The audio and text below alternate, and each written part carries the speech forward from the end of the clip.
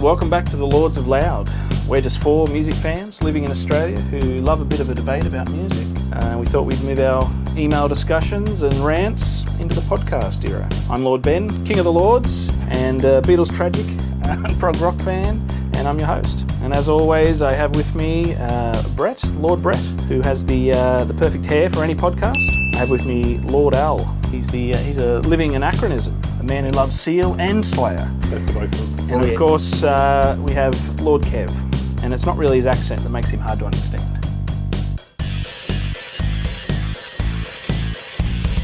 Lords of Loud. Welcome to the Lords of Loud. Tonight's episode is it could be your, let's leave it at your favourite decade in rock and roll.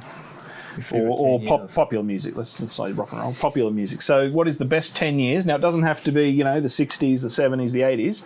It can be from, 84 to 93. Or does it have to be contiguous? It has to be contiguous. I like that. I choose 1973, 1981. No, you can't go, I'll take this 5 minutes here and that 5 minutes and cover every period. Yeah, no, that's Contiguous or what? Hey? Yes. Yeah. Contiguous. That's how I say it. Depends what school you go to. Contiguous. Yeah. That's like when you talk about the United States. If you mean just all the bits stuck together. Yeah. That's you can. So yes, it has to be contiguous, and it's 10-year period. Brett, kick us off. Kick us off. Okay. Can I just say I'm going to stick with continuous people because I think that is problematic. Well, I won't even use the word for you, Kev. So, just spit it out, man. Wikipedia Yes. suggests that on January the 13th, 1964, Bob Dylan released "The Times They Are A-Changing." Mm-hmm. Okay. I'm going to start there, Wow. right, and go 10 years from then. And within that time frame, I catch the Beatles' first appearance on the Ed Sullivan Show, which seems to be a touchstone for lots of people starting their careers in rock. Unfortunately, I'm going to miss out, the creation of rock and roll in the 50s. I'm missing out the creation of, electric guitars and all that sort of stuff in the 50s. But I'm capturing that moment with the Beatles. What about the saxophone in the 1800s? So. Exactly. I'm skipping that out. I'm getting Hard Day's Night coming in as a big thing. Basically, majority of the Beatles' Well, career. it's all of the Beatles, isn't it? Really? Majority of the good portion of the Stones. So it finishes after Exile on Main Street. But you miss your U2, don't you? Oh yeah.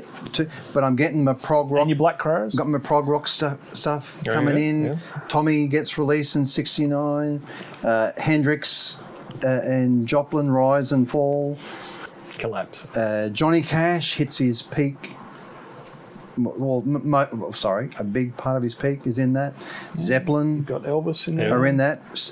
Zeppelin 4 comes out in '71. You can get a bit of punk stuff being released in the late '60s. You get your Dark Side of the Moon in '73. Yep. I'm thinking that's That's pretty juicy. Yep. Ziggy Stardust is released, so you've got your glam rock coming in there. It's like, wow, how many more? So other than the New Romantics and rap, that's not in that period, sorry. Yep. So you've got no Radiohead? No Radiohead, no U2. No Britney. No Britney, sorry. No Seal. You've got, there would some be Roxy music. You got what about Eno electronic stuff? What year are we talking there? I think that's early 70s. I think you get a little bit of that. Yeah, you get a little bit of that. Definitely get some Roxy music. Roxy music you would have. Roxy music coming in there, but you're not getting Talking Heads. You're not getting the good Roxy music. No Michael Jackson, no Madonna. Nope. No. But if I was going to pick. 10 years No, that's worth good. of I'd music. say that'd be- sorry. We have a whole heap of Also, Motown stuff you're as getting well. that with Exile on Main Street. You're getting the launch into the country rock side of things. Well, I was going to say you've got your which I Graham know Parsons. Al's favourite stuff. Graham Parsons, you got the invention of that. You got the later Birds stuff. Yeah. With the invention of that sort of country rock, which the Eagles would go on to sort of perfect, and then, so yeah, that was actually my choice as well. Funnily enough, even though we didn't concur before this, but The same years. they would take the same years, yeah, for the same reasons. That Really, Bob Dylan? So you started not with Bob not Dylan? no not for the reason of Bob Dylan, but just so I could capture that early Beatles stuff. Zeppelin. And all the way through to Zeppelin, yeah, I know you're a big Zeppelin fan. and all the way through to Dark Side of the Moon. So yeah, Al, what are you thinking? Well, I had to go very specific.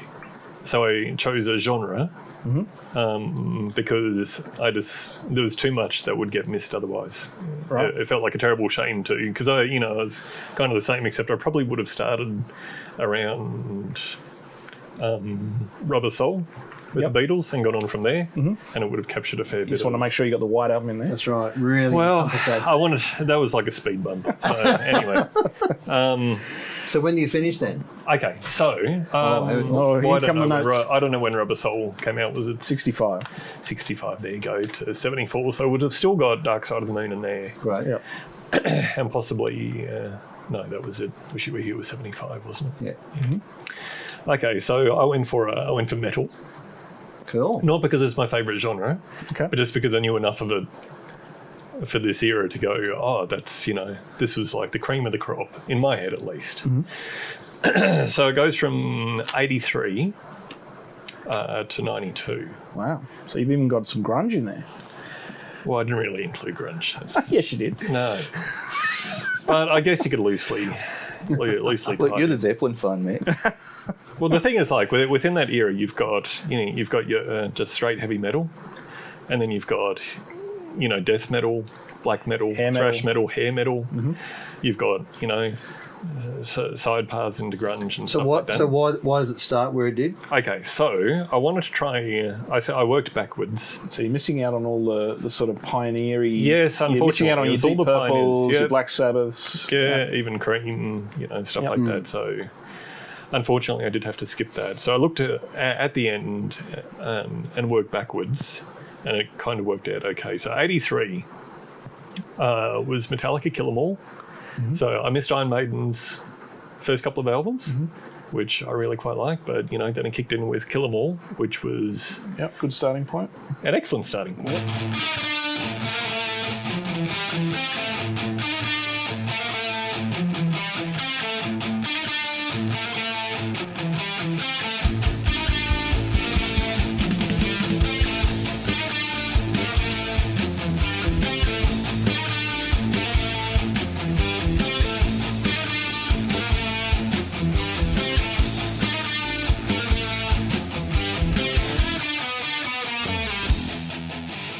Yeah, so, during that decade we had Guns N' Roses, Appetite for Destruction was the one that stood out for me. A number of Danzig albums, which for me were, big. I just couldn't pass by his nipples. Slayer, one of the best album seasons of the Abyss. Megadeth, Rust in Peace. Sepultura came and hit their peak with, I think, Arise. All of this is just noise to you, isn't it, Brett? That's okay. Yeah, okay. Well, it is noise, you're right. Yeah, so, and I mean, you've got all the Metallica albums in there, up to the Black Album in 91. Yep. But you don't want to listen to anything after that. No, anyway. you don't. You had Van Halen as well. Yep. 1984, awesome album. So 92, in that 1 year, there was Faith No More, Angel Dust. Yep. Rage Against the Machine, their debut. Pantera, Vulgar Display of Power. Two which I don't know would necessarily be up on other metal fans' top list, but Fear Factory, Soul of a New Machine was quite a hallmark for that particular sound. And Suicidal Tendencies, Art of Rebellion, which was a completely different sound for them. And yeah, just an awesome album all round. Plus, you also had Spinal Tap in 1984. Very good. Wow, there you go. So, you're like capturing- within that, like you had all these Iron Maiden albums, all the Metallica Yeah, ones. that's it. That was Yeah. the peak of metal. Yeah, yeah. And you're also capturing the peak of 80s pop with your Madonnas and Michael Jackson and all those guys. Oh, You've got- yeah. You've got all your Springsteen stuff. On the Yeah. alternate front, you've got all your REM. Yeah, you still have a little bit of New Romantic. A little bit of well. New Romantic. But I'm a bit distressed. You've Pixies, all that knocked off stuff some through there. significant Van Halen albums off there, haven't you? Well, it's like 1984. That's it. Like everything after that, I didn't really follow. But 1984 is just such a brilliant, contained unit of work. It'd be hard for them to improve. You've on. captured a lot of genres there too, and even just with grunge, you've got your Nirvana and Yeah. the start of grunge there. So, well, basically the peak of grunge right through that. So Yeah, Tism as well. You know. Tism, yes. Yeah, great trucking songs of the Renaissance. you're also seeing a lot of hip hop. Yeah. Including some of the classic albums in the later 80s Yeah, there too. yeah. So, and even early 90s. So you got covering and And your Billy Idol. Because you're lovely, lots of Billy Idol in there. Yep. so, I know White Wedding is a lot important of to you. there's a lot of stuff Yep. in there. A lot of Billy Joel. A lot of Yeah, stuff. Billy Joel. Wow. Yeah. So, but it meant giving up an awful lot of stuff on the sides, especially before. But you still get. I know you're a Paul Simon fan. You still get Graceland. And, Yeah. there's heaps of good music in that era. You get all the Stock Aitken and Waterman. Yeah, absolutely. Yeah. Wow, the singing budgie, yeah. Yeah, you great. got Sam Fox in there. Sam Fox. Of course. Jesus. How did she get in? The back door. It's brilliant. All right, Kev. Well, now, first of all, I thought the 60s, mainly because there's just so many, classic inspirational guitar bands that came through then. But a funny thing happened. What happened? Yeah, a bit like yourself. I'm going to go with more the Alan era, but not too different. Maybe a little bit later, when I got my first Fall album, was about 86.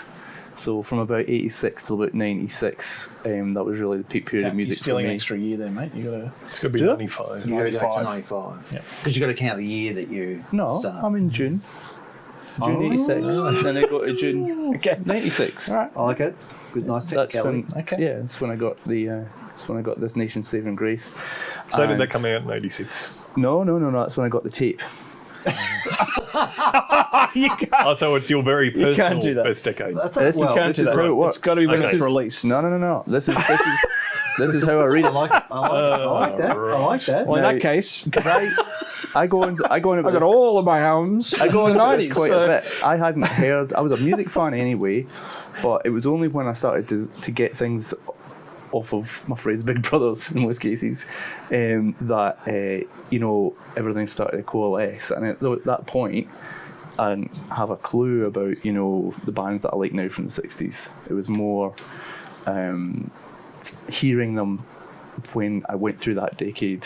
When we went up to Edinburgh and started being little students and getting together, and we went to this club called Hipster, believe it or not. And what they did was something really funny, was they'd put 60s and 90s music together. There was nothing in between. There was just this kind of Birds to Ride and Love to Primal Scream. And there was just this kind of feeling that, I think the Stone Roses were at that time were just getting into more of an electronic thing as well, and Primal Scream had done Screamadelica. And there was just this kind of understanding that this was maybe it all happening again. And that was because of all the massive amount of drugs that we're doing. But there was some pretty shocking, rave scene things going on. The clothes were bad, the hair was bad, but there was a lot of that kind of feeling that it was recapturing that decade. And that club that we used to go to really was presenting that notion in its very kind of all its marketing, whatever. They had Peter Tork from the Monkees from the movie Head as the label, and like you would go there and you just felt like it was worthwhile being a music fan in your own era. Like you're listening to the right stuff, or something was really great about it. I remember when I started working with you, Brett, one of the first things you ever said to me was like, so you know, Kev, so what kind of music do you like? And I was like totally stumped. I didn't know what to say, like, because I feel like I like a lot of types of music. Yeah. But at the time, what I said was my favourite type of music in most you know, circumstances, I'll say this, has got the worst nickname. It's called shoegaze music, right? It's a shocking nickname, but basically it's about layered guitar and sort of a dreamy kind of vocal, and you know, just a really sort of atmospheric sound.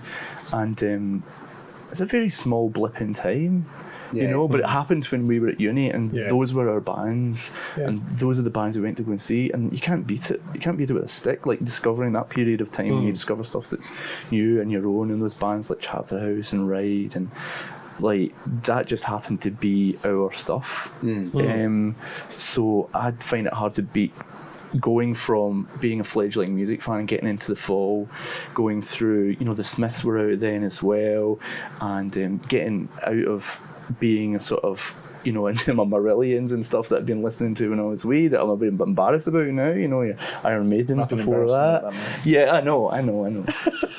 But ordinary people. But yeah. You're in safe hands here. You sort of found radio shows that were playing the music you liked, but you'd kind of missed a certain amount of the bands, but you got into them, and the Fall, for instance, just kept churning out quality albums all the way through that era.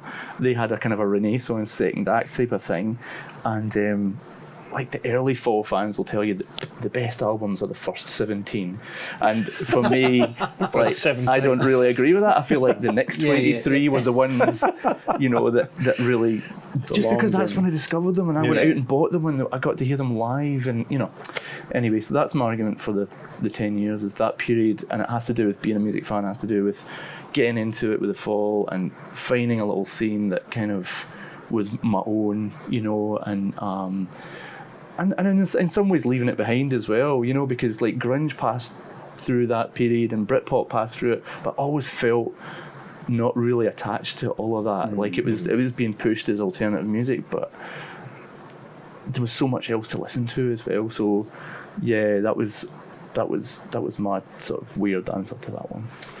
Okay, cool. I'll let it pass. And a lot of Billy Joel. Yeah, but I mean, it's hard. Yeah, it's a hard thing to think about. Like it's. I mean, obviously, it's a variation on the sort of, you know, island disc type thing. It's like, what would you if you could only have the if you could only have a certain period to listen to, what would you choose? And you have to really make some sacrifices, don't you? Because like obviously I'm a huge 80s fan, and even beyond into the 90s. So how do you just decide, well, I'm not even going to entertain that? I'm going to go 60. You know, is it more important that I hear that I'm there for the Beatles, or is it more important that I'm there for all that fantastic 80s pop, you know, which I love? So, and I think I went through a phase where I thought, well, it couldn't get any better, and I've come to peace with the idea that the first times that you get to hear music, and we've talked about this before, whether you're listening to music in your own era or whether it's when you discover it. Yeah, that's not really the point, but you can't beat, you know, just getting into it like that when you're of a certain age and it just really, really connects with you. So and there is certain periods in your life when you're going through particular things, or whether you're just leaving home and starting uni, or whether you know, it's a breakup, or it's for whatever reason, there's periods in your life where things just really hit you much harder than they would at other times in your life. And you can't really capture back that sort of late teen, early 20s kind of age either. Like when you're out there on your own in the world and everything. And it's funny you mentioned before about what album was current when you were born, because mine was Raw Power by the Stooges. I just found out. It was 46 last week as well. Yeah, there you go. So there you go. But I would say that, just to finish off, is that there was stuff that came and went within that I just couldn't care for at all. It was great to not have to. Let's dance in style, let's dance for a while. Heaven can wait, we're only watching the skies. Hoping for the best, but expecting the worst. Are you gonna drop the bomb or not? Let us die young or let us live forever. together. We don't have the power, but we never say never. Sitting in a sandpit, life is a short trip. The music's for the sad man. But I think what's really cool, Kev, is to experience the music of the time at that time.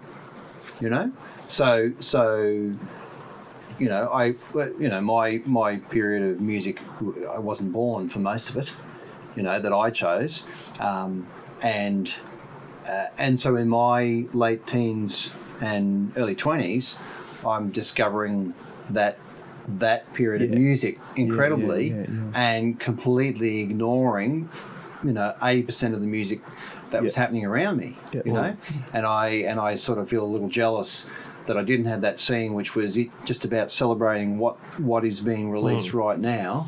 Well, it's funny you mention that, because the other nickname at the time, before shoegaze, the music press called the shoegaze scene the scene that celebrates itself, because all the bands went to all their own shows. They're all mates, you know, so they kind of created it themselves. They went to the crowd at a Lush gig. It was half made up with, you know, 4 or 5 other bands. They would always be at the same shows of their own thing, you know. So, I mean, again, a small thing, but just a funny coincidence. But I'm still, like, keen to go out and hear new stuff, and I've made this commitment this year to see as many new bands as I see, like nostalgia bands, because it's so easy. Like, Happy Mondays are playing next week, and Jesus and Mary Chain, and, like, you know, either of those gigs could be shite. Not to put too fine a point on it, right?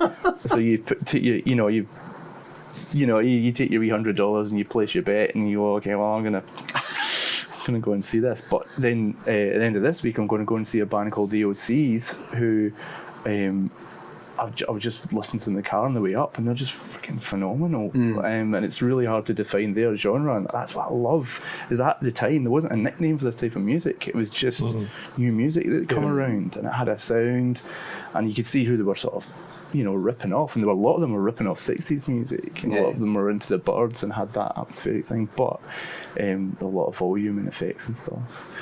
But yeah, it'll be interesting to see out of, you know, old favourites like the Mary Chain and a brand new band like the OCs who, you know, who puts on the better show.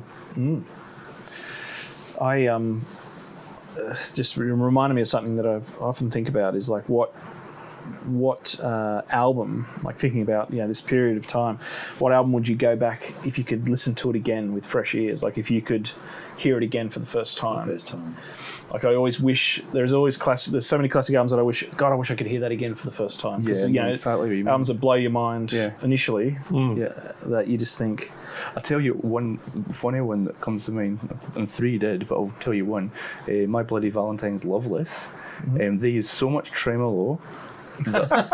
When we first put it on in my mate's house and he bought an LP, I said, "Oh, you have to take that back, mate. it's all warped. That's bent." I literally said it out loud. This is after, you know, hearing all the earlier stuff, and it had that guitar effect in it. Every song. Talk about, you know, your edge coming up with the guitar sound. I mean, that's exactly what Kevin Shields did. He just created this one atmospheric, you know, it's detuned tremolo sound, and I'm just like, that's wrecked, you know, just like someone's dad going like, is he meant to sound like that? Anyway, and you're right, it would be really hard to, it would be lovely to hear an album without any of the hype, and you know, so it would be really interesting. Could there ever be a time when you could go back and listen to Dark Side of the Moon without any of the hype, and just experience it for the first time? With a set of headphones and just go, okay, you know, someone puts it on, you've never heard about it, I'm going to tell you nothing about it, come back in an hour and see if you've just melted on the floor. I'm jumping in here, but I think that was my problem with Floyd. It was all I ever heard was people going on about how great they were. Like, it really put me off them. Like, oh, going to have a roll joint and listen to some Pink Floyd. Well, I guess I count myself lucky then, because I can still listen to some albums. I've got to be in the right frame of mind, but just go, like Dark Side of the Moon, just as a standout album because it has so much texture to it that I can put it on and listen to it reasonably fresh. I mean, I grew up listening to it, so there was never a point where it's just like, you know, bing, here's the album, start listening to it. It was just one of those things that was, you know, woven into my childhood. So, but I can still, I mean, I must have heard it dozens of times as a kid and, you know, scores of times as an adult, but I can still, you know, put it on and listen to it as something fresh if I'm in the right frame of mind. And 1984 Van Halen is the same type of thing as well. And Seal's album. You're not Seal, but really, you know, have you given him a go? I'm not saying every Give him a album. big hand. That's That's right. That's right. The ball on his nose. yeah. Give him the seal of approval. But again, though, when you're listening to it, you're already, you know, I'm not thinking so much of you're already down the line. the though. background. Okay. Like I really do just try and listen to. Like I remember, you know, 10 years ago, whatever, listening to.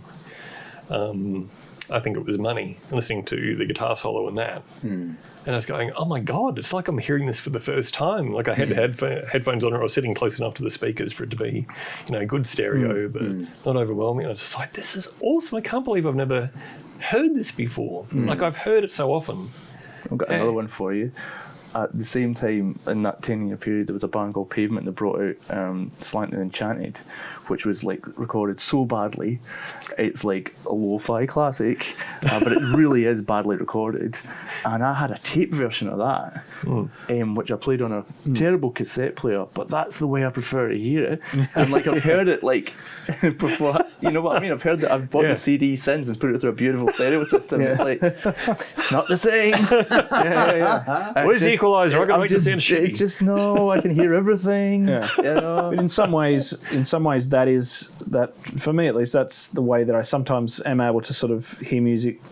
You know, obviously I know what's coming, but I can hear it with fresh ears when you go from like listening to something on tape, and then you'd get the CD and you'd hear it a bit clearer or whatever, and then when I remember, you know, when I got my first iPod, it was like with the you know, the earbuds and whatever, and all of a sudden you could hear so much more detail in the song, so you sort of almost heard things again, and then, you know, listening to them on LP or whatever, like it's sometimes that's a way you can sort of get a fresh take on music. But yeah, I wish I had Have that. you ever had that thing, you get a new car and you put it in the stereo and the stereo is just It's a different, that's right. It's tuned differently, and so I haven't. I don't think I've ever had an album that I've put on and liked from the very start, though. Yeah, like some of my favourite albums have taken the third play, and you know, the key turns. So right, I get it now, and But I think that's right. I think there's certain albums that you need to listen to a few times, and they sort of it's like they have to earn your appreciation. You know, like for me, OK Computer was that album. You know, I listened to it because my mates were like, "Oh, you've got to listen to this." You know, and I was like, "OK, I'll give it a go." You know, because that was the first Radiohead album I actually listened to. Like I'd heard Creep on the radio and that sort of thing, but OK Computer was the first album that I actually went, all right, I'll actually pay attention to these guys and actually try to listen to a full album. And I remember the first couple of times, I listened to it a couple of times and I was like, oh my God, what are they? Like these guys have lost the plot. Like what is this shit? Like, you know, like, but then on, you know, the third or fourth listen, it was just like, oh, okay, holy shit. And now it's like, you know, my top 5 albums of all time. Like it's, so I think sometimes those albums that really do grow on you do become some of your best.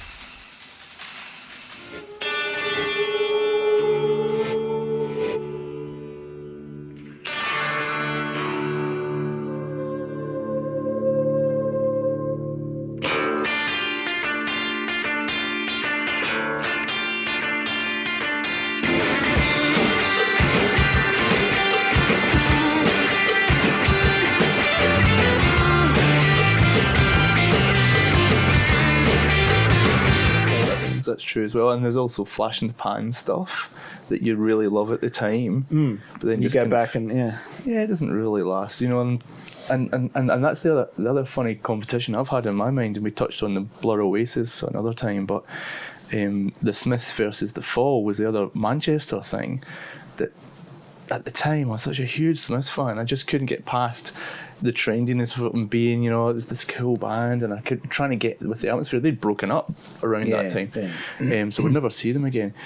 But the Fall over the time have won that competition hands down. They're the guys that put the albums on, and they're the ones with the depth and the intrigue and what they're actually doing. Whereas the Smiths wrote gorgeous songs, but they're just of an era, and it's kind of that era's gone or something. I would still love them like in my heart, but I don't listen to them as much as I thought I would, perhaps. And I've listened to Fall a lot more than I thought I would. Maybe too much.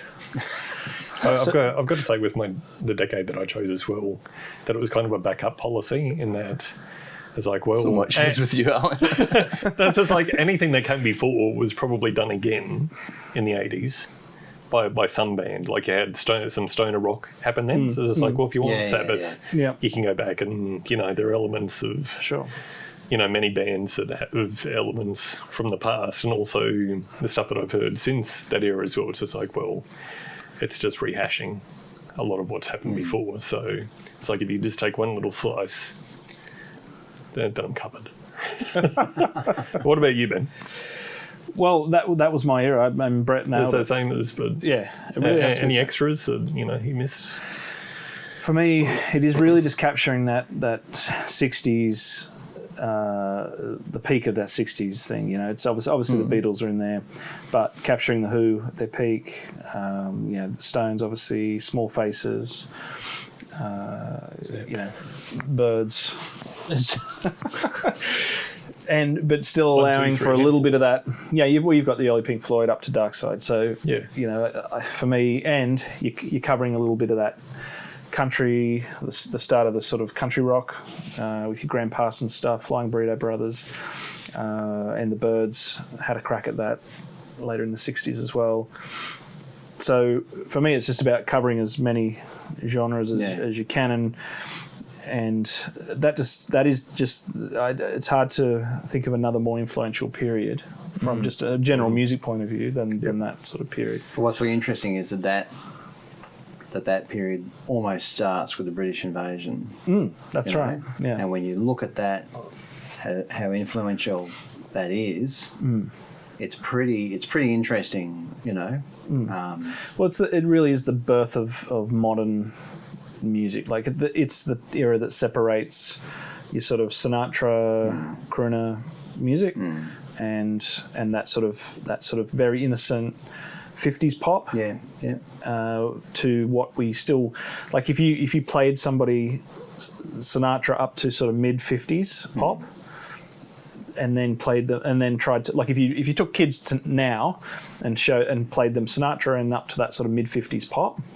they really wouldn't be able to identify with it or sort of even or recognize it. Whereas if you pulled out some of the 13 floor elevators, is that the name of I got that right? Sure. Yeah. Or some of the other more psychedelic 60s stuff, or some of the Beatles tracks, whatever.